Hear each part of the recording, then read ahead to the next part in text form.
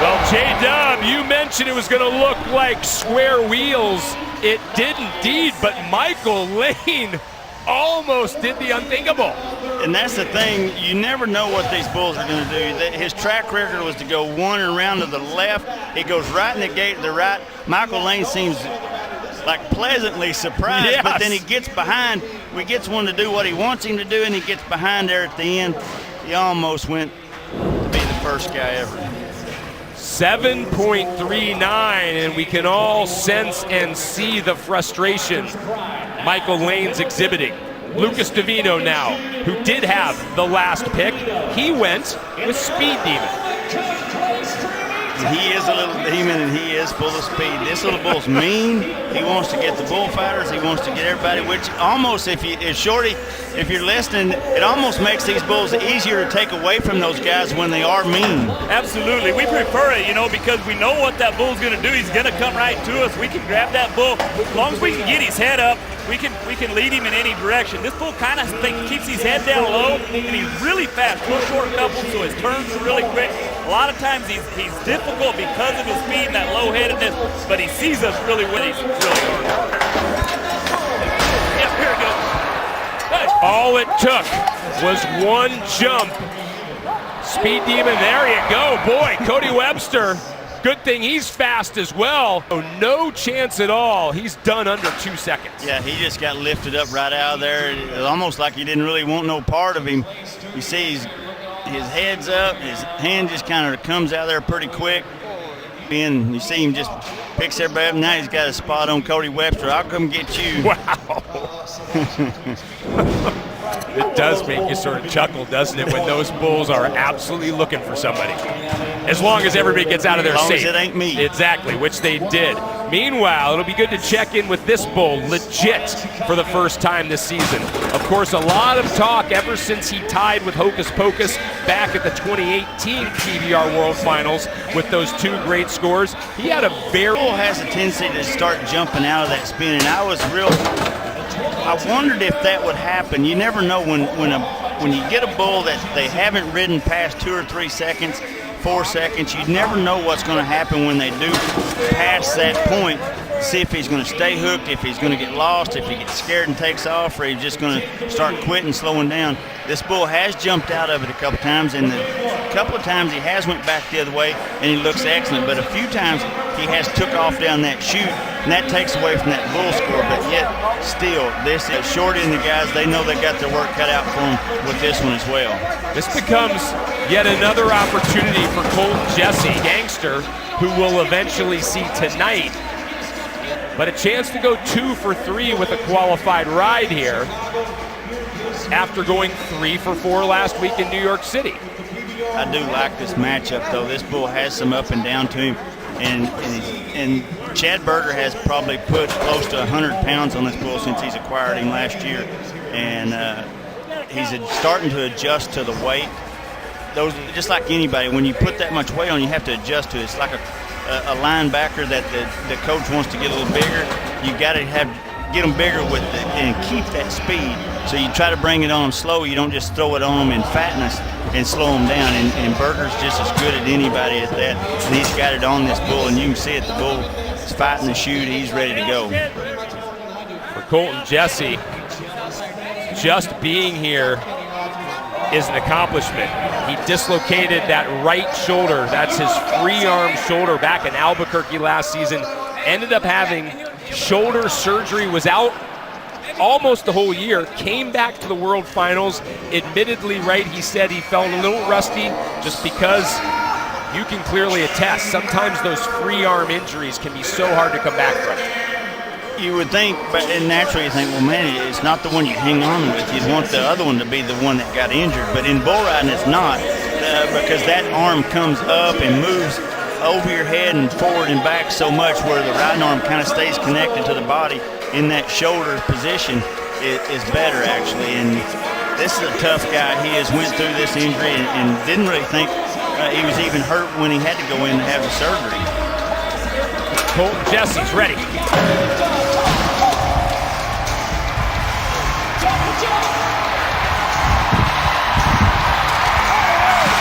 Never settled into a spin, and therefore the re-ride flags do come out. He just sort of made a right turn, stayed close to the chutes, turned around and headed back. You talked about how legit sometimes doesn't like to play nice. This was one of those occasions. Well, and he comes real close right here. I don't want to make no excuses for him because he just takes off down the chutes, and this is not what you want winning that championship round. He's still bucking, he's jumping and kicking, but he's starting to move out here. He's looking for excuses to keep moving, and weakens real bad at the end there. Colton's going to get him a re-ride option, and I would bet he's probably going to take it because he's not going to be up in that average money or in that points range right now. This is Aaron Klyer facing Preacher's Kid. Klyer in his first championship round at this level in his career. This is a bull to look at for those 45s, 46s marks. He's going to be steep and fast and turn corner right here. Klyer can't keep up, and therefore he's on the deck early. It'll be a 1-for-3 weekend for the Australian, and something to build on moving forward. I may have jinxed him. I thought the bull should go left and take a little off his bull score. Right here, he's supposed to snap and go the other direction. Gets kind of flat right there. I'm afraid they're going to dock that bull score, but still a great out by a great 5-year-old. The riders have played their part, but it's been the bulls. And Zeke just felt the full force. Smooth operator brings it. I think we're going to see a new Yeti top score, and we do indeed, J-Dub, 46 3/4. I'm going to tell you what. You talking about a 10-year-old animal that just showed them all. Wow. Jiminy Christmas. Hey, I got to stand right here at the outgate and watch him. Man, and look how big and broad he is across the back. Acts like a little baby, and I'm telling you what, this is the world champ right here, and I'm telling you. Did I say Heart Rate Kid might be the front runner? Right, exactly. Would you like to change your pick? Yeah, I might go with the reigning champ. I tell you what, you're right. Look again. Ezekiel Mitchell tossed like a rag doll, and then a couple extra bumps and bruises for good measure. It's now Joao Ricardo Vieira's turn. See what he can do against Old Fort Days. Another one from Kenny McElroy and his team at KBRC. This is a good matchup. I think the bull should be right. The odds are in the bull's favor. Nice pick, partner, because Old Fort Days does indeed do his job just a little bit better. He's on the ground, and the streak continues for the Bulls. They are still pitching a shutout. Hey, I got Chad down here. What do you think about Smooth Operator's out? Well, I thought it was awesome. Hell, 46 3/4 is great, but he could have been a 48. You know, that ain't a 24-point bull, and then there ain't one. They don't make one. I was so proud of that son buck. I just said, I think he's ready. Hey, contractor to contractor, that was unbelievable. Good job. Thank you. Great stuff down there, because you're right. Chad Berger, if he could get in a judge's ear, I think he might have. Why stop at 48, J-Dub? I think he should go for 50. I don't know how you get one any better. Derek Kolbaba is going to try to get it going against Red Moon. And Shorty, these two have met before. It wasn't a big score, but Red Moon usually provides a pretty decent total. Yeah, you know, this is a good bull to have in the long round when you need to get one rode. Probably not going to win the round on him. He's not in the caliber of Smooth Operator. And I would like to point out that as a judge, you can never be right with the stock contractor, so I'm going to throw that way, but give those guys a hard time. No, Derek's a guy that I really expect a lot of. This guy's just got all the talent in the world, but a nice bull. You know, he's probably going to be in the top 3 or 4 if he gets him rode. I expect him to ride him, and I think he should expect himself to as well. No, gets beat out of there. Wow. Red Moon, the latest to prove that the Bulls mean business. immediately out of position, and you can see Kobaba feeling the effects of getting thrown back into the steel. Well, and Kobaba right here, he just kind of moves out there slow, and he just catches Kobaba sitting flat of his butt. And when he does that, he just runs all the power up that arm and just gets his chin up and whips him out of there. Kobaba knows what he's done wrong, and you can sit on his face now. He's disgusted about it. Will Ryan Dirt Eater get the Cowboys in the win column? He sure hopes so. With his pick, he went with Show Enough. And this is a bull that's really deceiving to me, Craig. As a bull rider, you think, man, this is the one that any guy with left hand down, relatively guy good away from his hand and right-handed down, would really like this bull and get along with him. Borderline championship round. But he's in that championship round so much because they don't ride him. And like I said, as a bull rider, you think this is the one that everybody should get along with, but they just don't. The way he bounces around that first corner, he gets them set up and then just wheels out from under them. Big old school brindle, ball face, big horns. Kind of got the scary look going too. Has only allowed a few qualified rides in his career, but they have been big when it's happened. Dirt Eater, no stranger to notching big rides in big moments.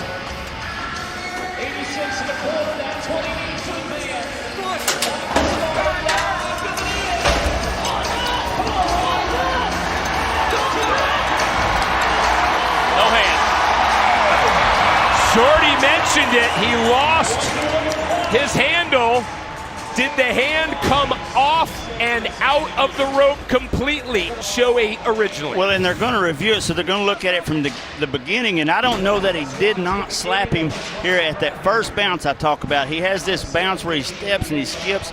He wants to pull a guy. It might go all the way back to 1. A dramatic turn of events. If Sean Ramirez, as the replay judge, is able to confirm that that touch happened at the beginning. I think if you looked at it from that back shoot camera, you might have a better looker. Look, happens there around 7.5. Yeah, inconclusive from that angle, that's for sure. Yeah, I think they're just looking now to call the slap. 1.24 seconds. So it was the early mistake that will keep Dirt Eater from adding any point total in the championship round. So it's Colton Jesse. We go to the re-ride pen, which just like a re-ride pen in a long round, Cody Lambert, the director of livestock, sets these bulls to give riders a great chance. Jesse's chance now comes in the form of talking smack. Yeah, and this is a big matchup for Colton. This one could go either way. I like it for Colton in the fact that he should go into his hand or could go big, strong bull. Colton gets along better with the big, strong type bulls. And this one fits that bill. Going to have the big hop. And Jess Lockwood, I believe, rode him last weekend in New York City. Really good bull. He's going to be around to the right. He's got a lot of gas. The bull, though, I don't think really matters other than how many points Kaike Pacheco could be, because I think Kaike is the best rider on tour right now. I feel like he's the most fundamentally sound. He's got the momentum going in his way. I think this is the guy to beat this year. He's going to be tough all year long, and I don't care what you run under him. I'm going to pick him almost every time. You're just saying that because he was looking at you. Well, yeah. It's 8 months till voting season, you know. There you go. We are, even though Pacheco got all of Shorty's accolades at that moment, we are going to start with Colton Jesse, who gets on his 3rd different bull here in the championship round. He certainly hopes the 3rd time is the charm, and he faces Mr. Majestic. Watch for this bull when he comes around. He swings that front end long and around the right, and he'll get down. A lot of times he'll stumble down on one knee. He tries to buck so hard, but he's moving ahead in that spin. He's going to want you to, he wants you to set up, but also wants you to slide down inside that spin. It's like a lot of bulls that you never see very many like this a year. He's going to want to stand you up, set you up high, but he's also going to want you down inside that well. Most bulls, when they want to, they either want one or the other. They want you to either suck you down inside that well, or they want to raise you up and throw you to the outside. But this one actually wants to move forward and raise you up, but also slide away from you and let you down inside. He's got his work cut out for him, especially being the 3rd one in this championship round, 4th bull for the day. Borderline whether or not, Mr. Majestic is enough bull to help Colton Jesse take the lead. He needs 93 3/4, which just might be out of the range of this pairing, even if it's perfect. Yeah, this bull doesn't really pull that kind of a score, but I've seen stranger things happen, you know. So, but you know, you don't worry about that. You don't. If you're Colton climbing down here right now, you don't think I need to be 93 to try to get first. No. I just need to get me a good ride under my belt right here. Try to get up maybe second, third, fourth in this go around. Maybe win the go around. Yeah. Maybe win third or fourth in the average. Get out of here and go to Manchester next week. Colton was 3 for 4 last week in New York. Ended up 6th. Overall, Shorty highlighted American Gangster as his U.S. Border Patrol pick of the pen. That was the bull that Colton had last week in the championship round. Oh, yep, Shorty called it, just as a lot of us saw it. You are not allowed to slap the bull at any time before 8 seconds. Jesse did it on this occasion, at least according to the judges, right at 2 seconds. Yeah, and that's what I was talking about. You watch how this bull kind of moves around here. His front end's big, and it dives around that corner. And they see them shoulders leaning to the inside, so he wanted him down inside. So he reaches across that bull's neck. He's already slapped him once. Then he wants to raise him up and pull him to the outside. That bull bucks. Jesse, after all that effort, ends up ultimately with a 0 in the championship round. So we swing back to the chutes, and it is time to check in with that pairing Shorty highlighted. It is Kaiki Pacheco aboard American Gangster. Pacheco trying to go 7 for 7 to start 2020. And I think he does. This bull, a lot like Shorty said, he's going to be up and down, have good timing into his hand, and he is riding really correct right now. I don't see no holes in his game, no flaws nowhere. I give him the nod. And I say in that 87 to 88 range. He simply needs 8 to move to the lead. Pacheco, remember a year ago we made a big to-do, and rightly so, how Jess Lockwood started the season perfectly. That resulted for him in wins in New York and wins in Chicago. Will a perfect start to 2020 result in a win for Kaiki? If you're really consistent and ride 90% of them when you do show up, you can miss 9 events like Lockwood did and still come out the lead. So if you stay all year, it could be, you know, heads and shoulders above everybody when the end comes. But Kaiki, coming off that injury and an off year, I think he looks really good right now. Pacheco is always going to make sure all the boxes are checked before he nods. He spends so much time not only studying the bulls, but once he knows a bull, concentrating on the outcome. Kate, Justin Falisco, all of us can attest because we spend so much time around these riders.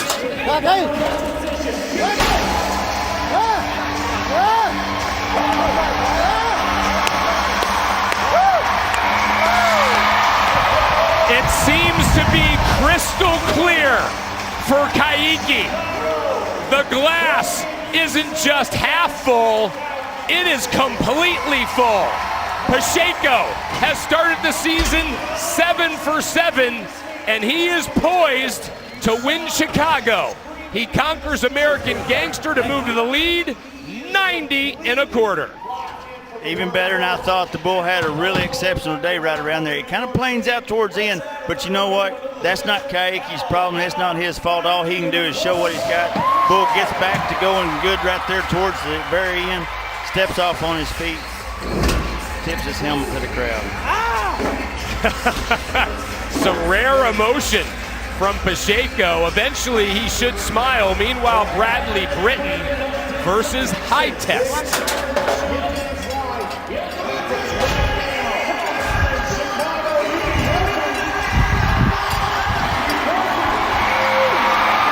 They will go back and look at this again, but you can't say enough about Bradley Britton.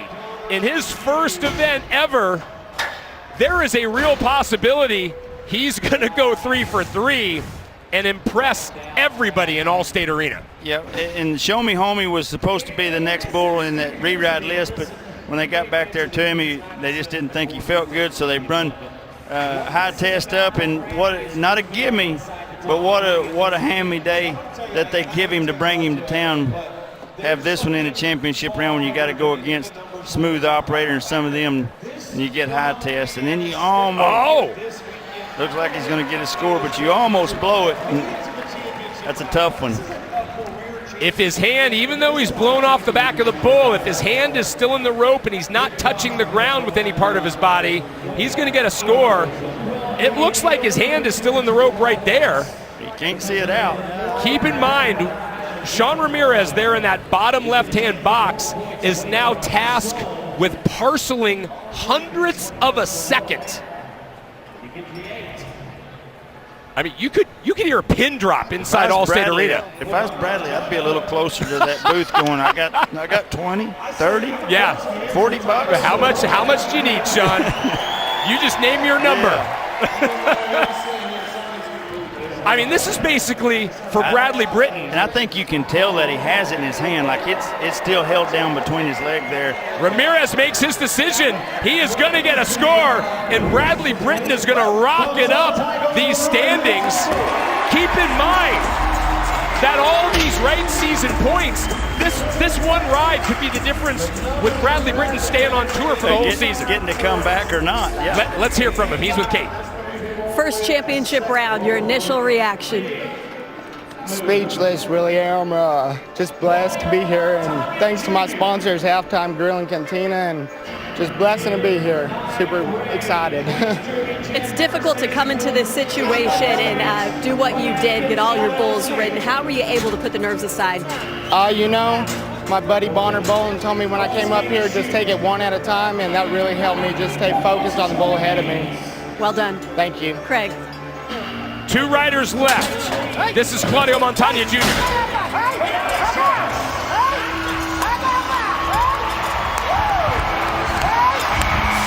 There you go. There's another one. 5 qualified rides now in this championship round.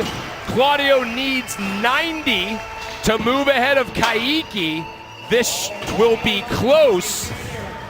It could sure be tight, too. Right. This bull has a good day leaving there, swaps in. 87 3/4. Yeah, I have to agree. It wasn't nothing over flashy, but the bull just got it on. Got a little late right there towards the end. Man, this turned into a good championship round. And Claudio making up for some lost time, completely reversing the script from last week where he was 0 for 3. He goes 3 for 3 here and is now just behind only Kaiki with 1 rider to go. Will Dalen Swearingen win his first ever event at this level, or will Kaiki Pacheco send a very strong message to the world that he is back? The only thing is Dalen's got to keep his feet down. He's bad to get his feet blowed up behind him on big bulls that jump and kick. Swearingen makes the 8. Went for some style at the very end. He needs 88 or better, and he will be a champion for the first time at the Unleash the Beast level. And he gets it! 91 3/4. Dalen Swearingen wins Chicago. And he got his feet out of him all right. Boots and spurs for money chops and an event win. Outstanding bull ride. The bull has a good day. Leaps in that air and bucks just like he knew he would. You see those feet wanting to come behind him a little bit there. Instead of letting them do that, he just goes to throwing them at him, starts working them with that outside foot. Great bull ride. At only 20 years of age, last year, his debut season, we knew he could be great. He proves it this weekend. Welcome to the winner's circle, Dalen. He's with Kate. Well done, Dalen. You've had a lot of big moments so far in your young career, but where does this one rank, your very first career win in Unleash the Beast? Oh, it's right up there. I had a great bull, and I was just super excited to get on him. It was just last year you were a rookie, and now here you are getting the second event of the 2020 season. Give us a sense of what is to come from you this season. I'm going to be more consistent than last year, and that's the goal, and just keep moving forward. Got all the momentum. Congratulations.